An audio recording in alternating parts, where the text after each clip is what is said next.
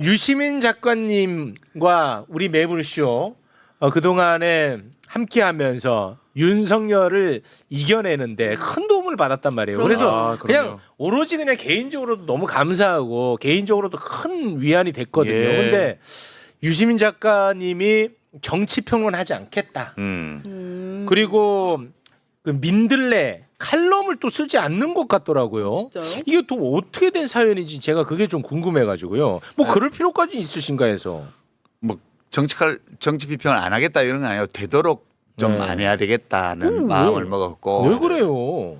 그리고 이제 민들레 칼럼도 이제 그게 제가 하는 제일 중요한 정치 비평이었는데 네. 그 2주에 한 번씩 네.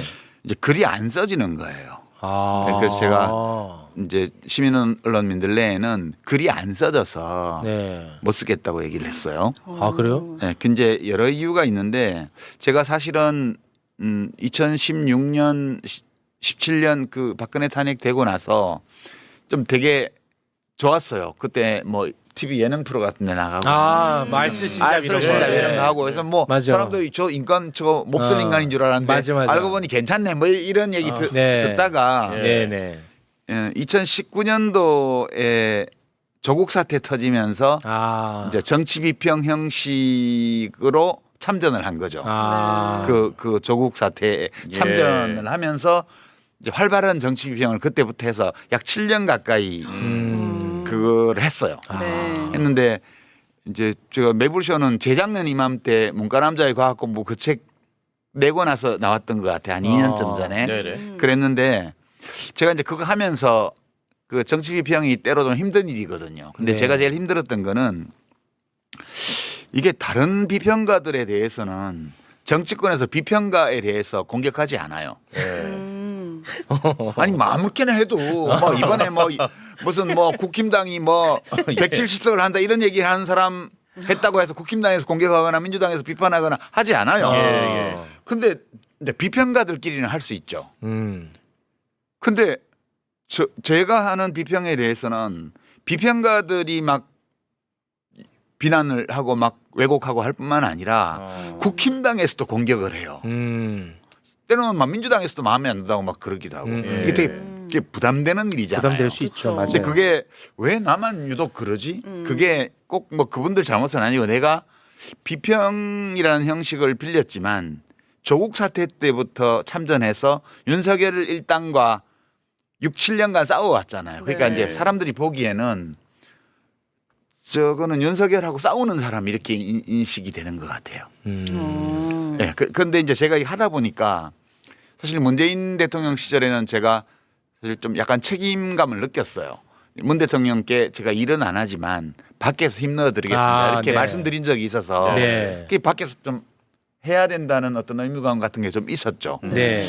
그리고 이제 이재명 대통령이 지난번에 낙선할 때 그때는 그런 의무감보다 난 아무것도 약속한 게 없으니까 내가 무슨 부채의식을 가진 것도 아니고 그렇죠. 개인적으로 아주 친분이 깊은 사이도 아니고 근데 너무 마음이 이제 안쓰럽고 정말 그렇게 사방에서 공격받으면서 모함 받고 악마화 당하고 이런 걸 보면서 저렇게 어려운 환경에서 태어나서 자란 사람이 정말 민중의 성원을 받으면서 최고 권력자의 자리에 올라서 좋은 정치를 펼치는 거 이걸 되게 보고 싶다는 생각이 많았어요. 그래서 그걸 또 했거든요.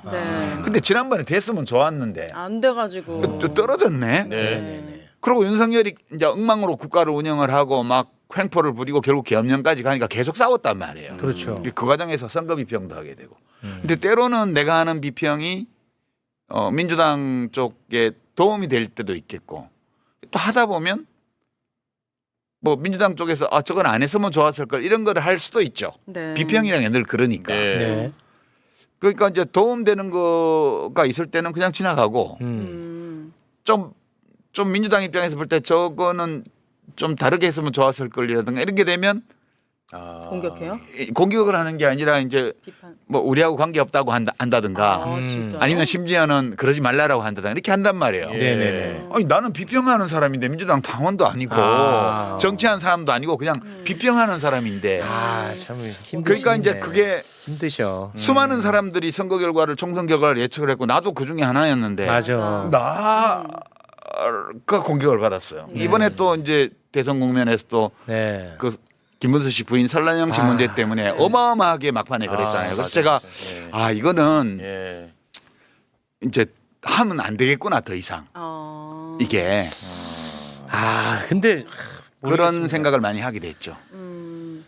그때 아니 근데 그거는 일단은 영향력이 그만큼 있다라는 거 아닌가 하는 생각이 들어요. 물론 저는 힘들 것 같아요. 말씀을 들어보니까 참 쉽지 않으시겠다라는 생각이 드는데 저는 아무리 이야기를 해도 내 얘기를 받지 않아서 속상한 사람이거든요. 근데 이제 작가님은 이제 그만큼 영향력이 있다라는 이제 방증이죠. 그래서 이제 이재명 대통령은 대통령이 됐잖아요. 네. 그리고 잘 하실 거예요. 저는 네. 옛날부터 잘 하실 거라고 믿었으니까. 네. 그리고 제가 무슨 빚을 진 거라든가 이런 게 없어요. 그냥 네네. 일방적으로 제가 이분이 대통령 되는 걸 보고 싶다. 그러면 되게 기쁠 것 같다.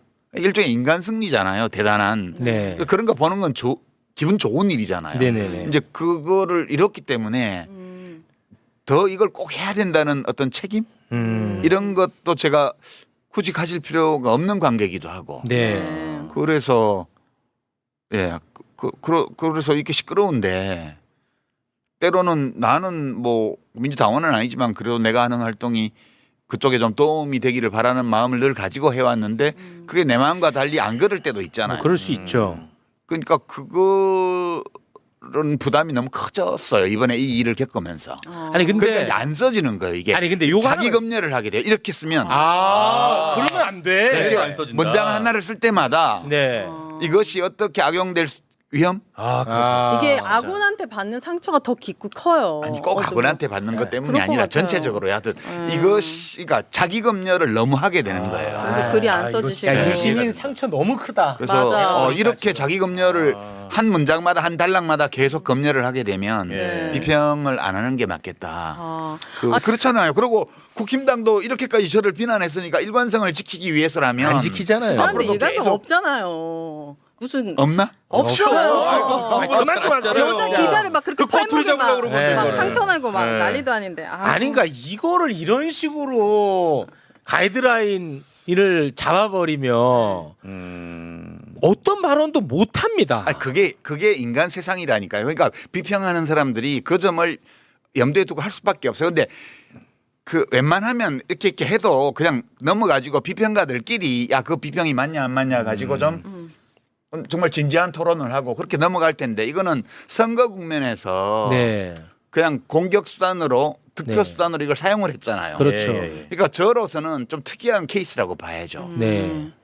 이게 이 정도로 부담이 오면 정말 한 문장 한 단락을 쓰는 것이 힘들어지는 거죠. 그러니까 네. 예.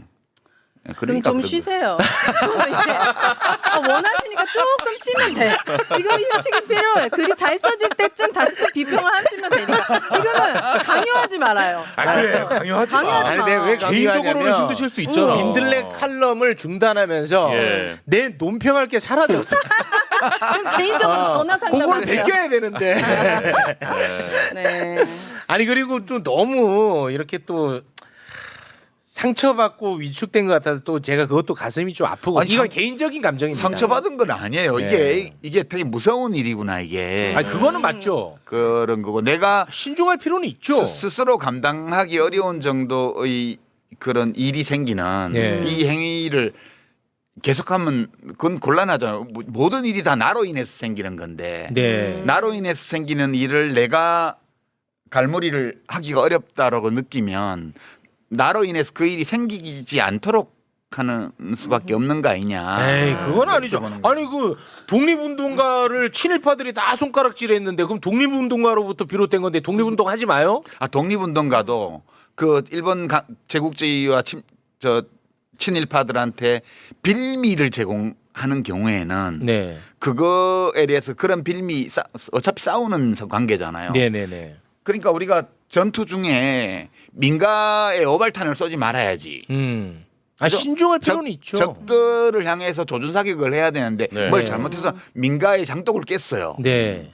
그러면 저 군대는 막 민가에 피해를 주고 민중을 괴롭히는 군대야. 네. 이런 선전의 소재를 제공하는 게 되잖아요. 아니 사람 죽인 것과 장독대 깬 것과 뭐가 더 잘못입니까? 사람 죽인 거 얘기 안 하고 장독대 깬 것만 얘기하는 게 잘된 세상입니까? 아니 근데 그런 인간과 그런 집단들이 존재하고 있는 게 우리 인간 세상이에요. 네. 그 점을 우리가 원래 비평하는 사람은 이거 신경 안 써도 돼요. 원래 비평하는 사람은 자신의 신념 윤리에만 철저하면 되거든요. 네. 근데 내가 이렇게 살다 보니까 어쩌다 보니까 이게 그냥 내가 저지르는 어떤 오류 이런 것들이를 민주당에 덮어 씌워 가지고 뭘 그렇게 할 수 덮어씌워요? 있는 세상이 되어 있더라고. 이것도 과대망상인지 모르겠는데. 과대망상이에요. 아니 작가님 네. 대한민국 전체를 청소하려는 사람이 장독대 하나도 깨지 않겠다고 생각하는 게 너무 오만한 거 아닙니까 아니, 오히려? 나는 그런 사람 아니거든. 아니 그러니까 그 장독대도 깰 수 있고 깼다고 혼날 수도 있죠. 그래, 아니, 깼으면 그러니까. 물어주면 되는 거고. 그러니까 계속 공격하는 거 아니에요 지금. 그래. 작은 흠결에도 아, 저렇게 좋아, 막 이러니까 우유는 좋아. 성직자입니까 우리가? 아, 그럼. 그러면 진보 진영 비포형이 어려워져요. 아, 저들 좋다. 룸살롱 가고도 말도 안 되는 재판 계속하는 사람들도 많은데. 아 좋아. 네, 그래서 저는 당분간 그냥 빈 활만 쏠려고요. 그러니까 집에서 혼자서 비평하거든요. 커피 마시면서 이렇게 제 아내나 제 아들이 듣는 데서 아 네. 이러면서 뭐라고 한마디씩 네, 해요. 네, 아, 네. 이건 잘된 일이네, 뭐 좋은 일이네. 아이고 어떻게 이렇게 판사가 이러지? 이런 거를 이제 화살을 채우지 않고 빈 네. 활을 혼자 쏘는 거예요. 네. 그렇게 지낼 거예요. 알겠습니다. 당분간. 지금 네. 댓글에